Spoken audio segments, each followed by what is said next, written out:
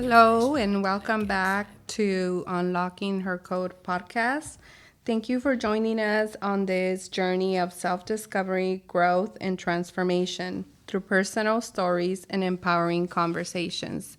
This is episode 5, The Mother Wound, Unlocking the Pain. And today's quote, it is by author Rose of the book Of My Father's Eyes, My Mother's Rage. My mother didn't deserve what she went through, but neither did I. I remember praying for her happiness because if she was happy, it would all be fine. She was anger and sadness and terror. She let the darkness overtake her. I don't want to be like my mother. I want to be happy before I die. My mother didn't deserve what she went through, but neither did I. This is episode 5. Hi, Lou. Hi, TV. I got chills with that. It's the quote. Yeah. It's so deep. Oh, my God. Yeah. Yeah. And I feel that this episode will be. Yeah. I know. I had to prepare mentally for this one. I think I do for all of them, but man, this one, it took me places for sure. Yeah, definitely. Us going deep into this topic of the mother wound, I feel like it's not only like vulnerable to us, but it just makes us think and feel and remember all these things as we're having to like get ready for this episode. So yeah, our intention with this episode is to bring awareness of the mother wound. What is it, Yep. And I want to start off by giving the audience an understanding of what a mother wound is. So a mother wound is an emotional wound born typically in childhood that is carried into adulthood. This wound is caused by a mother who was neglectful, absent, cruel, abusive, mentally, physically, and emotionally. She could have suffered from mental health, not available to mother to meet child's needs, to create healthy bonds or connections, not present, not a safe place, and not able to nurture her children. Yeah. Yeah, I feel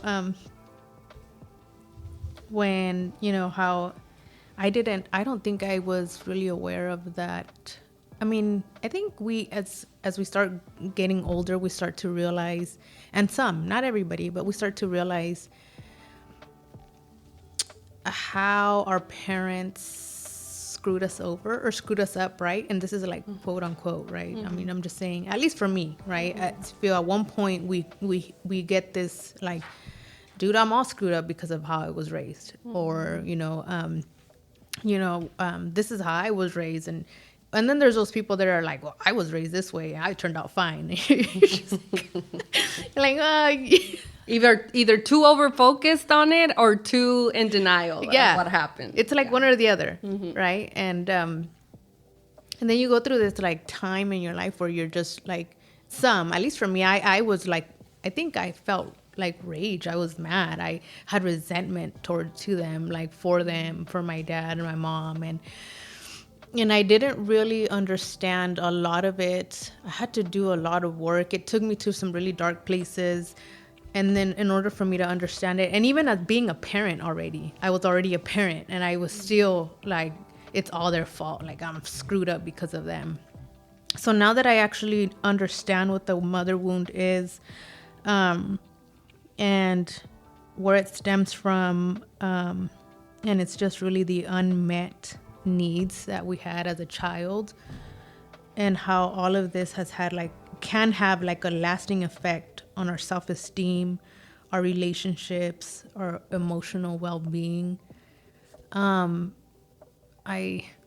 It's still painful because, at the same time, you want to go back, and it's not so much like I feel sorry for myself, but like, I just want to go back and hug like my little self, like all myself in all these stages that I was in, my 2-year-old self, 3-year-old, 5-year-old, 7-year-old self. But then at the same time, doing this work for this episode made me see my mom in a different light. And that's a I think a part of me that I still need a lot of work on. Because I love my mom, right? We love our mother. Does not mean we don't, or I don't. I love my mom, but I feel like I understand her now, but now I feel her pain, you know?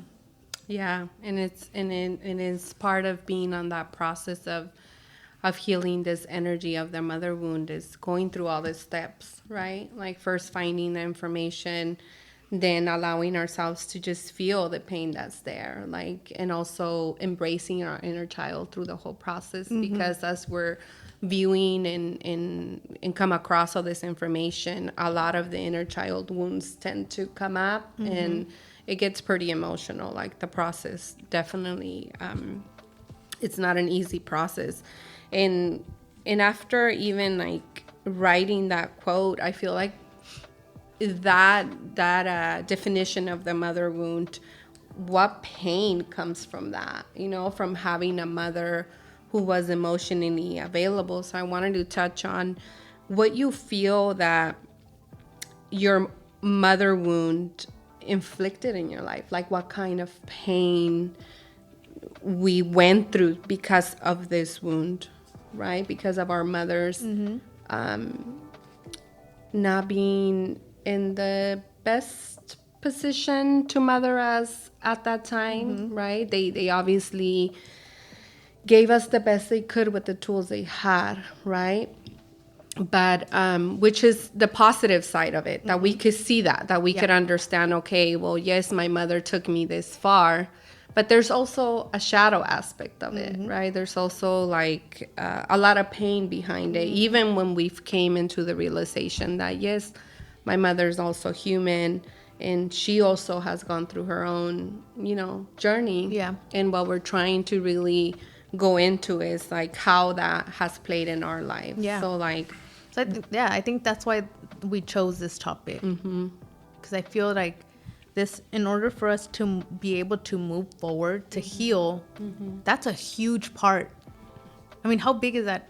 The mother wound is huge, huge, huge. The mother wound represents our feminine energy in both masculine and males. So if the because masculine, we have to have both, right? Not just because you're a female, you only carry the feminine energy. You also have to have both. So it's a balance. Yeah. Same for men. They have to have both, but balance them out. One shouldn't overpower the other one. But we're all walking around like regulated, right? Like we're not regulated. Yeah. In that. And if someone has a mother wound, what happens is that their feminine energy is tarnished, is wounded, right? Whether you're a female or a masculine. It can show up as we are emotionally shut down completely. We're suppressing our emotions. We don't know how to process them. We're also shut down from the receiving energy. And that can come as like receiving abundance in your life because it's shut down, completely. And so it could definitely show up in so many different ways. But as far as like what aspect in your journey, it's linked to the feminine energy. Oh yeah, for sure. And I think it's good for us to understand it, because it's what's going to drive us. It's what triggers us every day. There's triggers that we don't know where these things come from, right? It's gonna tell you why you're hurting, what hurts you, who's the one pushing your buttons, why. And in order for us to be healed, or consider ourselves healed, or to be a conscious parent, right? In order to be better than, or now that, not better than, but like now that we know and be able to be a better parent, we need to unlearn everything that was taught to us and that was planted like in our head. And we need to understand it so then that we just don't repeat it with our children. And then I mean, I don't know if it happened to you, but while I was learning all this mother wound, and I'm like only reflecting outward, thinking about my mom, right? And then I stopped like midway, and I was like, wait a minute, I'm a mom. And I was like, And then I started putting all of this stuff like on myself, reflecting on myself. And then another wave of pain hit, because I was like, oh my God. Yeah. It's not only was done to me, I'm I'm now doing it to my children. Or mainly my son got probably the most of it, because I'm learning now. So now my kids, my daughters, the younger ones, are just like seeing a different side, right? But mainly my son, you know? And so I'm not saying I did all of this, because I know I didn't, but there's a lot of it and it hurts me to know that I did that, you know? Yeah, it is part of that painful part of the journey, that when you discover that you're carrying a mother wound and how it's like affecting you in your life, you will see both parts. You will see how it was done to you as a child. And then after you see that, then you're like, wait, there's also me as a mom. And I remember when I bumped into this information, it was really painful. It was very, very hard, because I was in the middle of like not only forgiving my mom, like I was trying to understand and forgive and heal that the mother wound, but also at the same time comfort my inner child and also view myself as a mother. So it was all these parts playing at the same time. So it definitely takes a lot of compassion when you come across this information, like to have compassion for yourself, because like I always say, when you don't know, you can do better. Yeah. Right? You just that information is just not even in your proximity. So how could you do better if you don't have any awareness to that information, right? But I feel that how do you feel that your mother wound pain has played in your life, like for you, and Oh my gosh. You know, after everything, I definitely do feel that I struggled with like self-identity. And I know that I've spoken about that in the past, where I'm like, I struggled with trying to figure out who I was, and I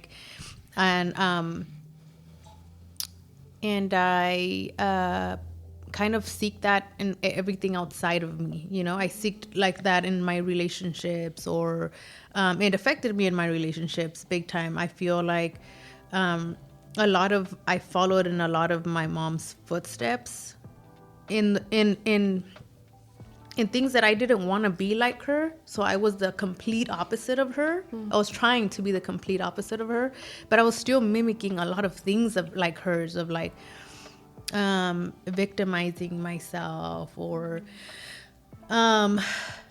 always putting my needs at like, it doesn't matter, like you can, people could just say and treat me however they wanted, as long as I kind of like didn't feel left out. Not really kind of letting my relationships dictate who I was, or again, like everything external outside of me. But I never realized who I was. I think I'm just now learning that. And like my jobs, who I hung out with, who my crowd was at the time, like that's who I was. So definitely a lot of that. Of course, feeling like I have low self-esteem, that was always one. I mean, that played out huge. My anxieties, wanting to have that approval from everyone, and I feel like that played out in like trying to be always perfect in things, and saying like, oh, people need to see me and approve. Like I always need their approval. And then you never realize it becomes a part of you, and you don't really realize that it's doing more damage to you, or it's being played out of pain. It's not like really, it's not something normal, Yeah. And yeah, that is true. I feel that also for me, I see a lot of similarities in what you said and myself. For me, it played a lot in like developing this fierce inner critic, like fierce, just I would self-inflict that. Like constantly, there was like a voice in my head that's constantly criticizing everything I do and everything others do. Constantly, right? I also, and in return, I developed this perfectionism mindset, like I have to be perfect so no one criticizes me, or I developed that. I also had a lot of identity issues, like not differentiating myself from my mother. Like I acted a lot like her. I had a lot of her traits as well. I became the rescuer because of that as well, the rescuer of the family, of everybody that I would come in contact. But at a point where it was like I was self-sacrificing myself to rescue your own others. needs. My own needs. You had no boundaries for your needs. I had no boundaries. You just allowed everybody to come and take over. Yep. And I was also carrying my mother's burden, like her problems. Not only her own, I became like her therapist. Like she parentified me. I was her mother. She gave me that role at such a young age. I must have been like 6 or 7 that I became her mother. And I see that now, but obviously when all is playing at that time, I didn't see it. But I did become my mother's mother through that. And because of that, I had to grow up very quickly. And I wasn't able to be a child because now I was taking on this role of like, I'm my mother's mom. I'm the family's rescuer. I carry my whole family's burden on me, and then just kind of forgot that I was a child, in the process of this wound. Like your childhood was lost and you had to grow up quickly. Like you had to just step into an adult role. And this happened for years, all my life. This actually, the mother wound went on for me, living all these traits up until, I would say, about close to a year and a half ago, that this was finally able to be resolved. But it took, I'm 37. That's like 30 years of living in that energy and being affected by this mother wound, right? It wasn't until I had to go obviously through the process of the pain so that I could come out on the other end and start seeing it more positive and start understanding why things were starting to happen, because after you do the inner work of yourself, that's when you have a chance to be like, okay, now let me step into my mother's shoes in a way. Let me understand where she came from, why things were done the way they were done. Oh yeah.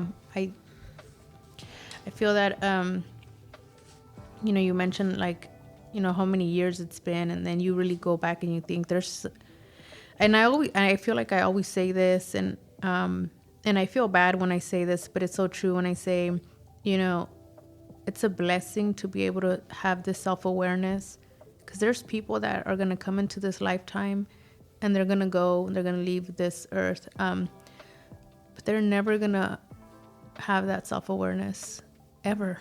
They're just going to come, experience, suffer, and then hurt and never heal. And, they're going to pass, and they're never going to have that self-awareness of where it comes from and understanding. And it's not like it doesn't make it better. It's not like, oh, okay, this happened to me and I struggled with this with my mom or what. It doesn't make it better. We're not condoning it. Like if there's abuse, if there was like terrible things that have happened, we're not saying it's fine. But we're saying like once you understand it, it's so much easier to accept and heal, and for yourself. It's not for the person. It's not for the mom. It's for you. It's for your children. And if you don't have children, it's a cycle that you are healing your entire your ancestors. Like it's something that it's for you, you know what I mean? And so it's not about going and seeking, I guess, what am I saying? It's like seeking revenge or your mom to come and say, I'm sorry. I'm looking for ¿cómo se dice? An apology. An apology. Thank you. it's not that. That's not what we're doing. That's not what it's for. It's not for that. It's for you to say, I understand where you come from. And I get the pain that you're in and how you didn't know any better, right? Because it shows up in so many different ways too. Like, I mean, that's how it showed up for us. And people pleasing is another one too. Having that strong desire to always like please others, right, at your own expense, like you said. And then the tendency, which I feel like we both carried it, and I seen it in you as well, was that tendency of over responsibility, taking that emotional burden of others and feeling responsible for their happiness. Like it was your burden to carry if someone else is not happy. Struggles with self-identity, we talked about that one. And the fear of abandonment for me was also huge. Again, I think it plays in the part of like the relationship of like I feared, so I had all this anxiety because I feared being left alone. And so you kind of just stick to the person that's, even if the person is not the right person for you, you kind of just stick to them because you fear that rejection. Like it's a sensitivity to rejection because you felt that when you were a kid. So then you don't want to be alone. So you stay with a person that's probably causing you the most harm, right? So there's all these things that play into how it shows up for you as an adult. But I think for me, like, think going back and one of the things that I know you mentioned, like how a mom can how a mom can do this to her kids, but I think like other than there's just so many things. I feel like one of the things that hit me so much was how I feel like in reflecting, I know now what was done to me, but now reflecting as a mom. And then things that I've done to my kids, and it's been like the expectations that we've set, the expectations that I've set on my kids, that sometimes I feel they're very societal expectations, right? It's like, what are the pressures of everything around me? What are other kids doing? What are other moms doing? Am I being a good mom? Am I being the perfect mom? And what is it? And putting that pressure on my child to be something like, they have to be something, they have to become some sort of something, like it needs to be something great. And seeing my kid kind of like shut themselves down and not being able to express what they really want because they know that their mom wants something else. Oh man, that irks me. I think I just realized that today I was taking my daughter to the book fair, right? And I'm in there with her, and I told her, you can get whatever you want. And she's looking at books, certain books, and I was like, look at all these books over here, and these are chapter books. You should start reading these because you need to make sure that your AR is at your level. And she's like, oh yeah. And so I watched her completely like go from one area where she was really like into the books that were there, and they're probably more pictures than words, right?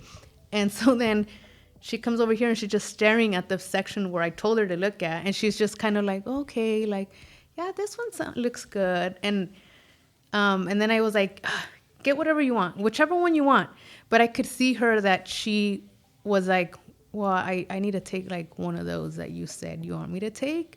And she kept looking over there at that table where she wanted to go. And I was like, I wanted to punch myself in that moment, and be like, why did you do that? Why didn't you just let her be, Why do I have to put these burdens and these weights on my children, and make them feel like they don't have like a say, like you have to please what I say, like you have to please me, and you have to make sure that you meet my expectations.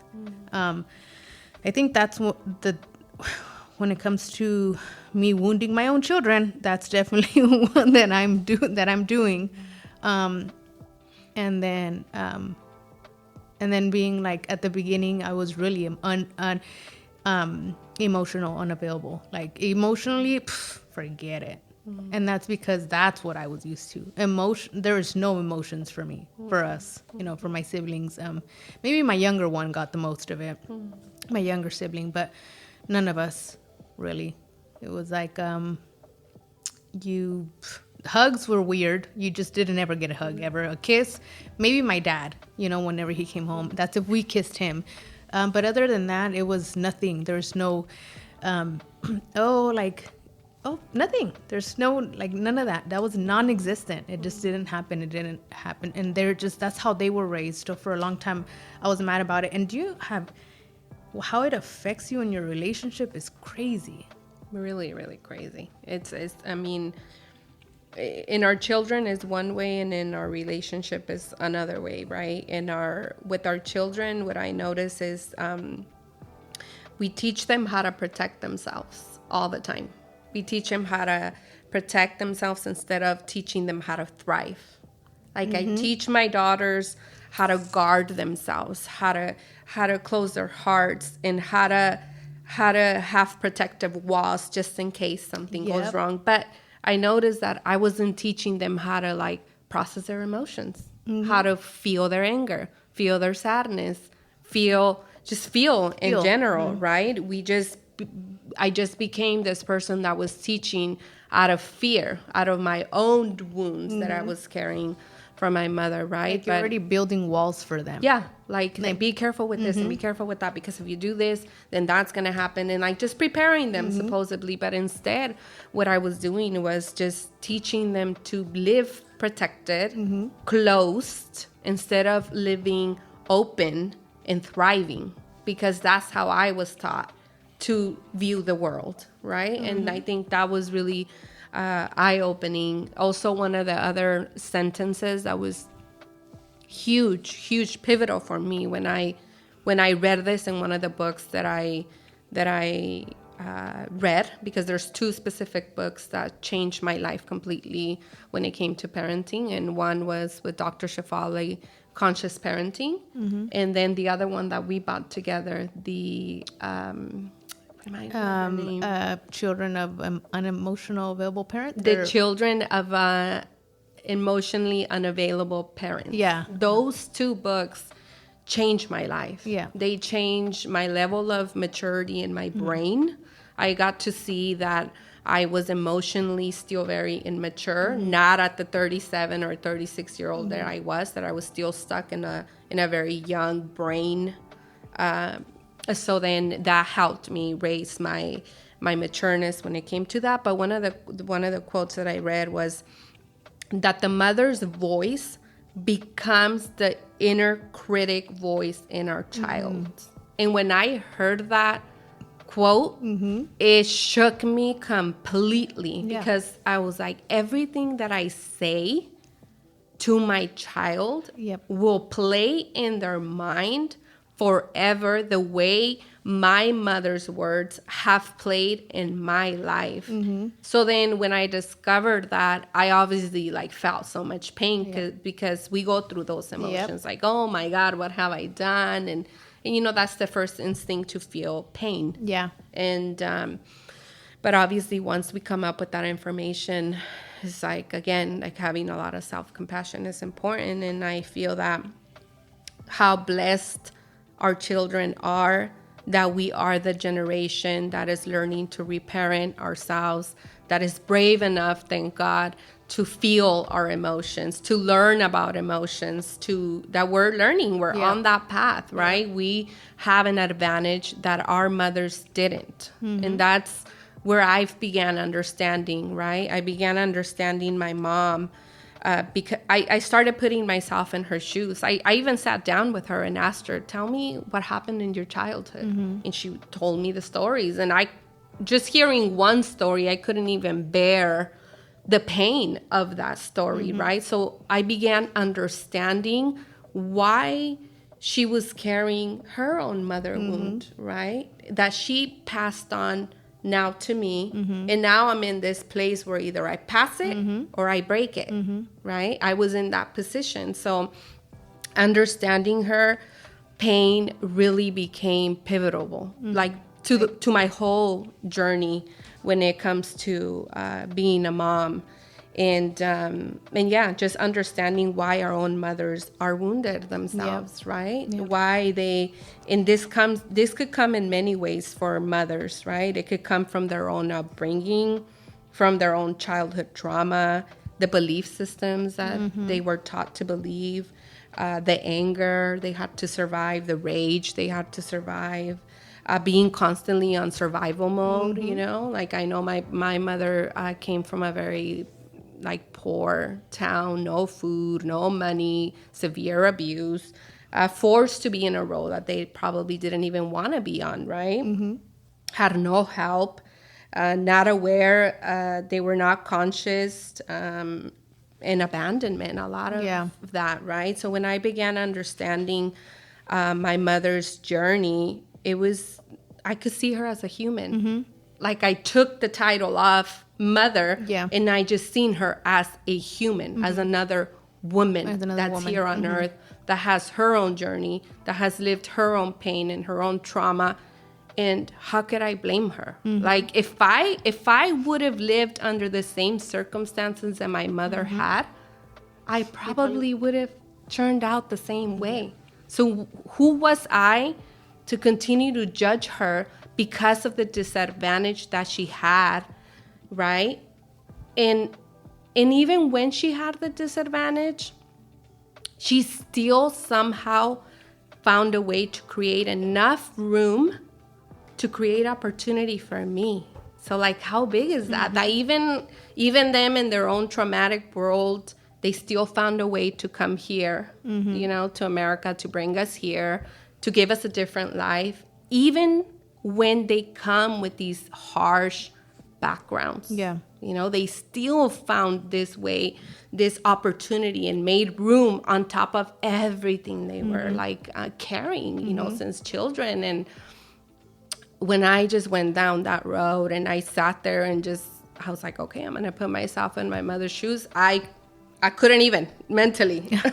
So it broke. It broke the pain. I went through lots of years of healing that wound. It was years, 4 years up until now, still going, that it took me to realize. And it was understanding her what helped me really, really move, like, past it. Damn. Yeah. I know. Painful. Very I painful. feel like if we, you know, for our parents, and I think any parent, you know, everything was so different. So many things were taboo. You don't talk about things. You don't discuss things. Parents were,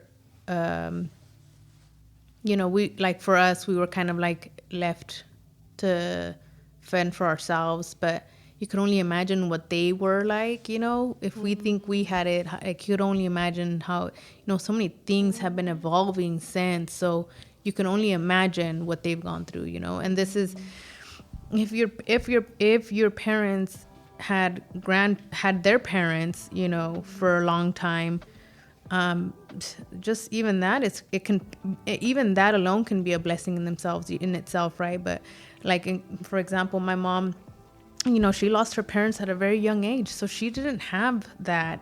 She didn't have her mom. She had to come over here.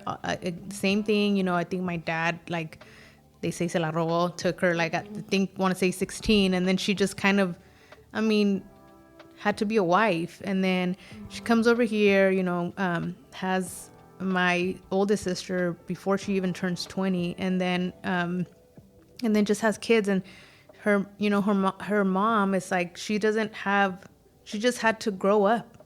And then she's with her husband, and they're just living this harsh life. And, you know, my dad, again, he probably has I know he does. He has his own trauma, which he's told me about, which was terrible but it helped me understand my dad, right? I feel like when it comes to my mom and my dad, I feel like my dad was always like my biggest trigger. And I remember every time I had to even just talk about my dad, I would shake, because it was just like my body was just like furious at this man, you know. But it took me to have to not sit down with him, but I had a phone conversation with him when I just told him everything I was feeling. And And I was expecting him to just not even understand, but he actually understood everything I said. It was almost like in that moment, I was not expecting anything that he said to me, like nothing, not one bit. I didn't think we were going to get anywhere. But in that moment, he just told me everything he had gone through. And it was the most painful stories. And I could only imagine how him having to come over here, and then now he's in charge of my mom, you know, and now he has to be the man of the house, and he's like also like in his early teens, and like just the man, you know, he just has to be that person, but he carries so much. So how is he gonna be my mom's like life teacher? Do you know what I mean? Like how's he? So they just, you know, their relationship and marriage is something else. But you know, those are the things that now I see, like all this is stuff that my mom, like what did she have, like what, you know, who did she have? You know, I think I've mentioned to you before, you know, we've talked about parenting and stuff like that, but I mentioned before, like so many people have their mom or that one person that just you can go back home to, you know, when you need to. That one person, whether it's your mom, it's your grandma, it's your stepmom, it's your, you know, foster mom, your adopted mom, whatever, that one person, you know, many people, and the people that don't, I get it, it's terrible, but so many people do have that one person that when you're stuck in a rut, when you're stuck in a tight spot as a young person, as a young adult, as a kid, as a teenager, you go back home. You know, you go back home for that guidance, for that security, because I need you right now. You know, maybe whether it's financial, whether it's because of words of wisdom, because even if it's just to go get told off because someone needs to set you straight, you just go back home. You know, my mom didn't have that. She had no one, nothing to go back home to. You know, that to me, that's terrible. Because I feel right now, I always want to be that. I always want to be that for my kids. And I tell them all the time, no matter how old you are, no matter where you're at, no matter if you're somewhere where you're not supposed to be, you'd call me. I'm your safe I'm your safe spot. I'm your safe person. I'm your home. You call me. You tell me, and we'll figure things out together. So I tell them that all the time. You know, you're gonna find yourself in situations where you shouldn't be, but call me, and I'll get you out of there, and then we'll talk. But let me do that for you. So to know that I can do that for my children, but our parents didn't have that. They had nothing. They just had to figure life out on their own. You know. They didn't have that safe space, that's home to go back to. And that's, it just makes you see everything different. And how beautiful that cycle is, right? That our mothers didn't have the advantage of that. We didn't have the advantage of that. But guess what? Our daughters do, right? So to me, that's a win. Yeah. Regardless of what road we had to travel, now we're building a generation of daughters that will have that, you know? And like you said, like me, I see it in my daughters, right? On my 20-year-old and on my teenager, like my 20-year-old just had a baby 5 months ago, and I seen how much she needed her mother. And then it made me think like how much my mother didn't have that, and how that plays so big through the whole process of pregnancy, through the process of birth, you know? And for my teenager, she told me the other day, Mom, when something happens in school, because something had happened in school, and she called me, she's like, can you please just come and get me? And I went and got her. Days later, she said, you know, when something happens, I just need you. So the fact that they have that, that they have a safe place to go back to, then I feel like the mission has been accomplished for our ancestors. The fact that she can even tell you that, because, you know, I wouldn't be able to say that to my mom. No. As a teenager, I wouldn't be able to call my mom and be like, Mom, come pick me up. Something just happened at school. And then for me to literally look at my mom in the face and be like, you're my safe space. Some shit goes down. I just need you. I would never have been able to say that to my mom. That's just not the relationship that we had. No, me neither. But she didn't have that.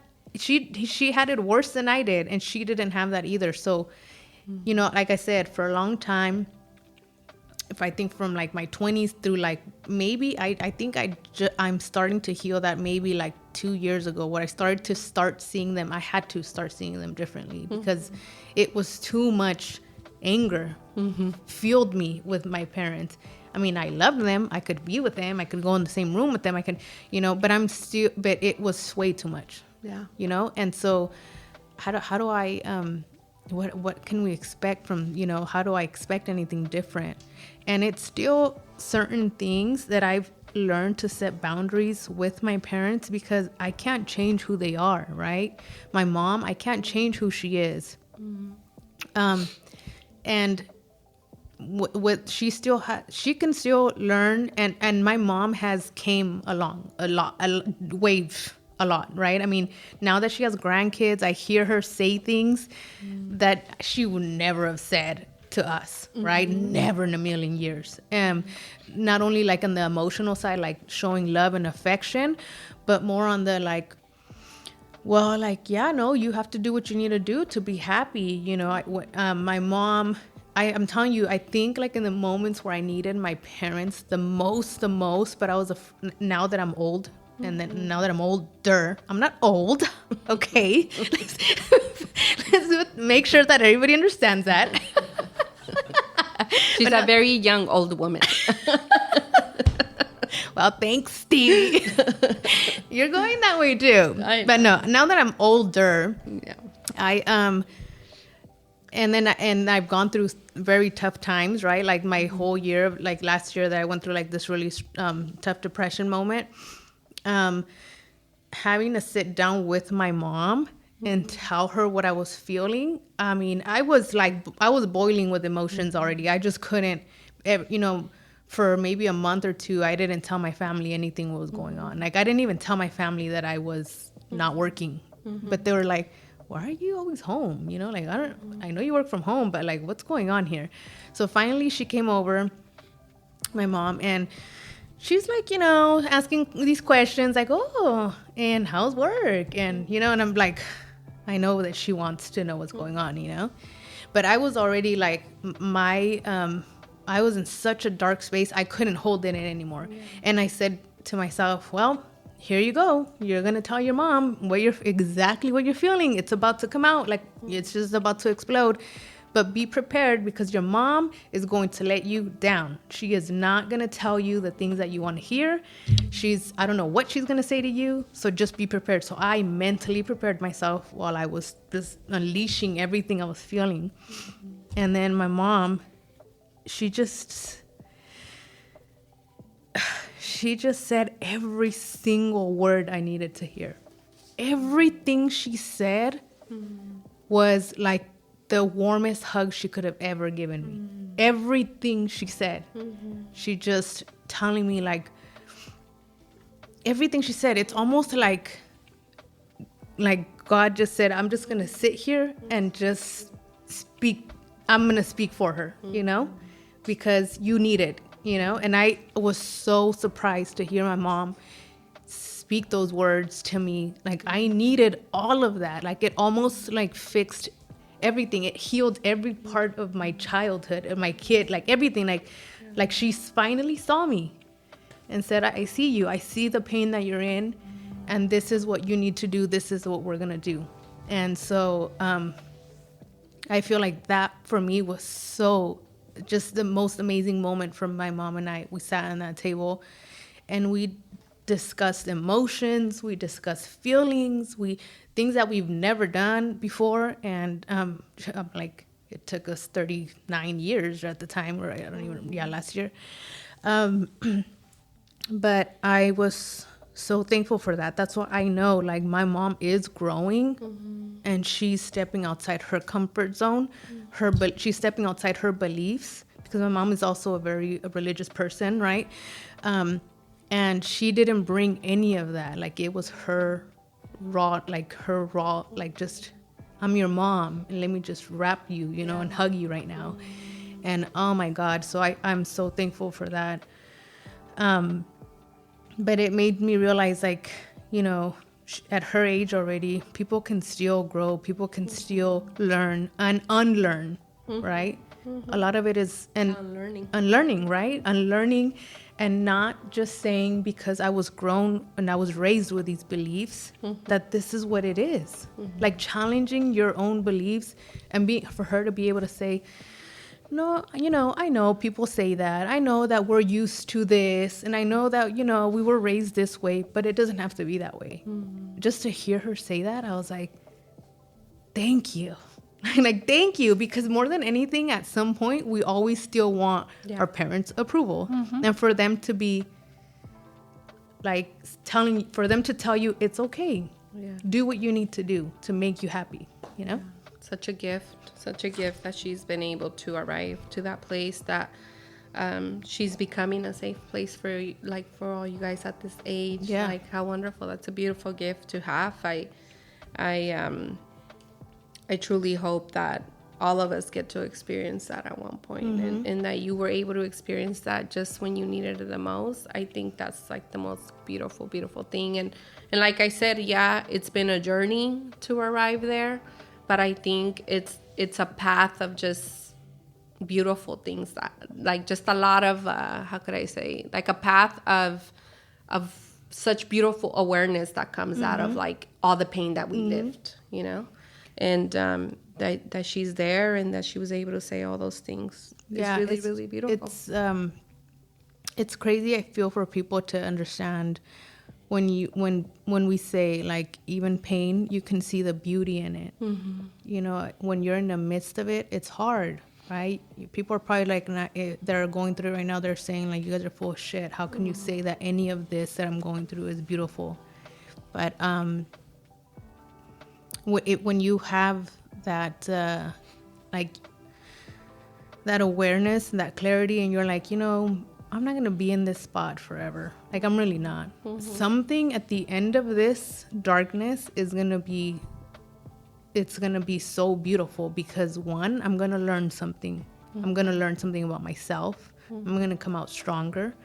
I'm going to unlearn something.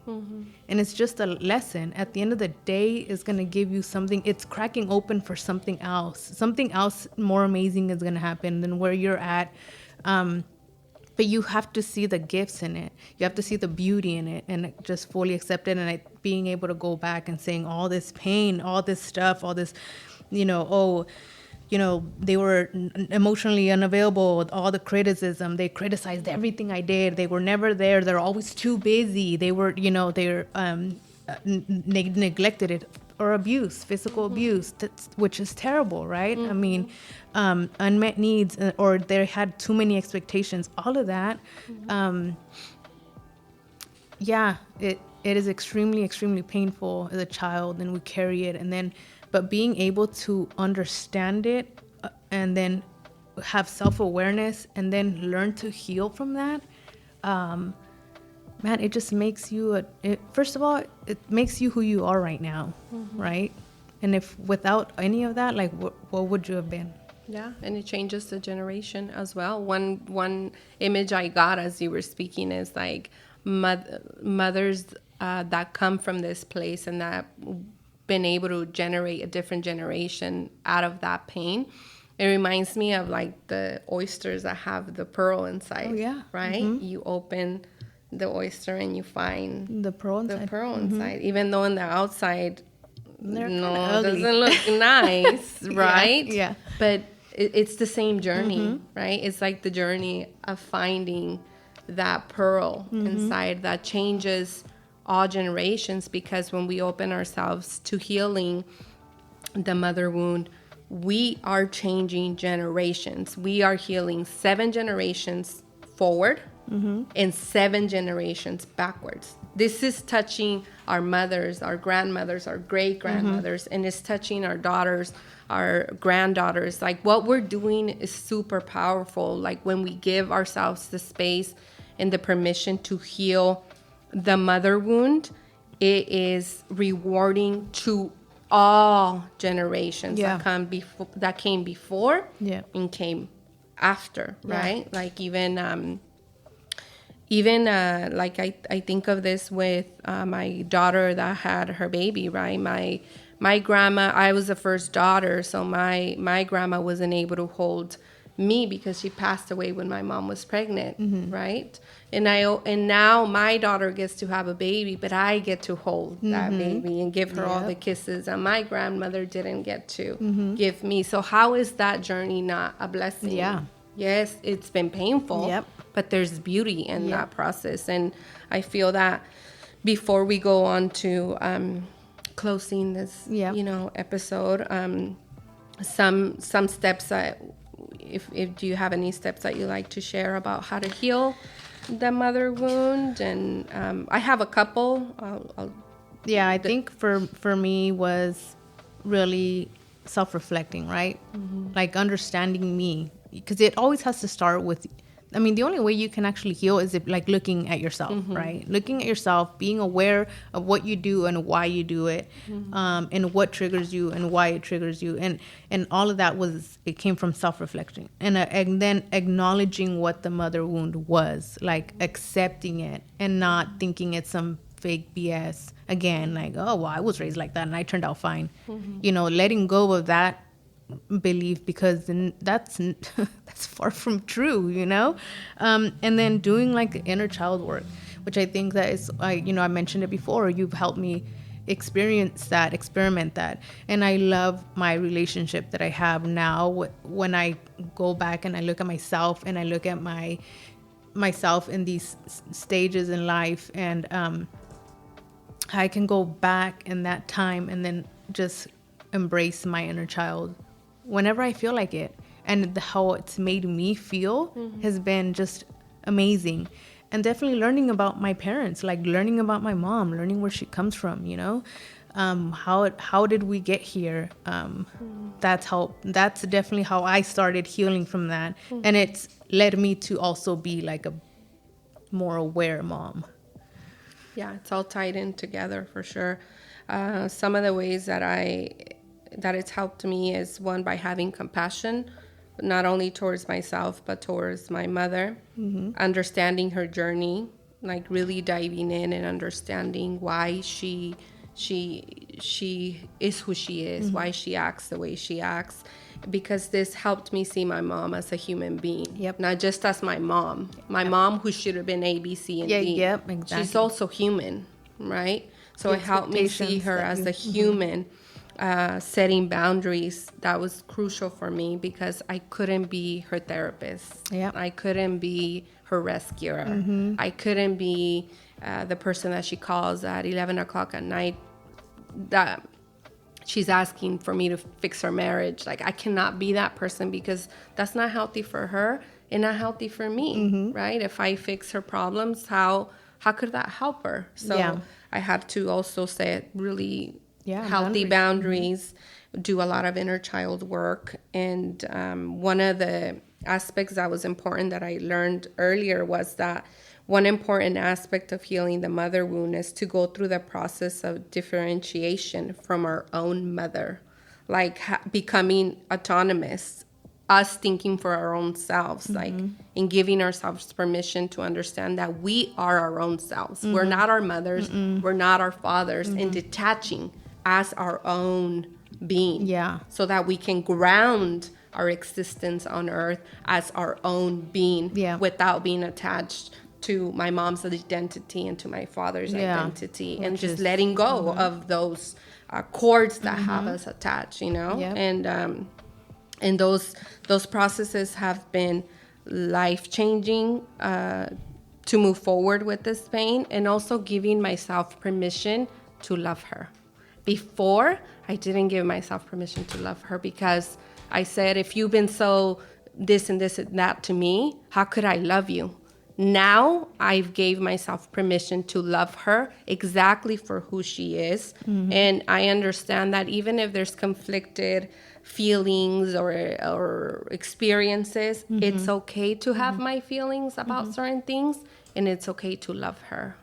And that sealed the whole cycle for me, in that way, and that's how strong in that to be able to say I could have these feelings towards you and still love you.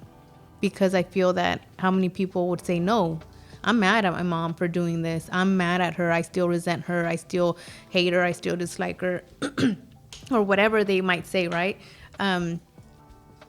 But not be able to move past those feelings, because they're like, nope, if I said this about her, then I can't love her if I have these feelings towards her. So that in itself is just strong. And I feel like I still struggle with that one.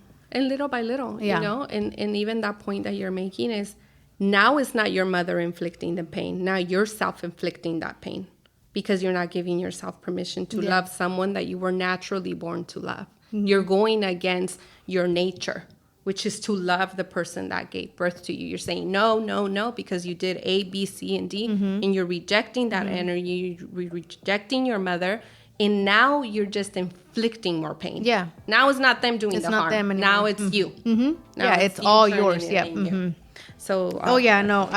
I feel like that's definitely something that I'm working on. I've gotten a lot better at it. Seeing her, but I had to separate myself from her. I'm one person, she's another. I'm not my mother, you know? So that's been extremely helpful. But yeah, I mean, dang, this one was, it was an eye-opener for sure. It unlocked many codes. Yep, it sure did. It's been awesome, and we're so grateful that if you stayed to the end, we truly hope that you learned a thing or two. As always, we encourage our listeners to send us feedback, follow us on Instagram, share our page. We're on YouTube, Spotify, Apple Podcasts. We're on all the platforms. If you don't follow our page on Instagram is Unlocking Her Code Podcast. I am under Tibisay Coaching Center, and Lou is under the Plug by Revive. So we invite you all to follow us. Send us a DM, send us feedback. We love to hear all the comments. Yep, we do. And read everything that comes through. So with this, we close episode 5, and thank you all for listening. Yep, bye. Bye.